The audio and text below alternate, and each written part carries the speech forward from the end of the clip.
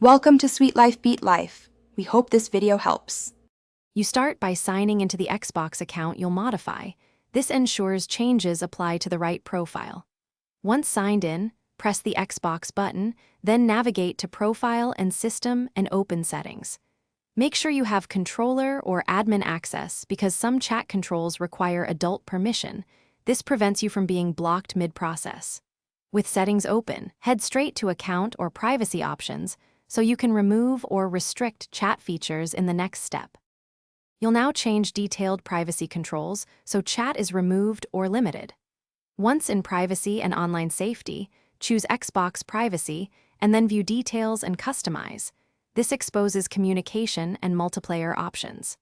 There, set voice and text chat to block or limit, depending on whether you want no chat at all or restricted contacts only.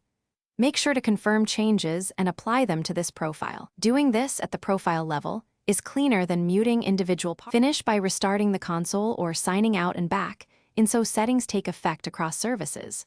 Once done, test by attempting to join a party or send a message from another account to confirm chat is removed.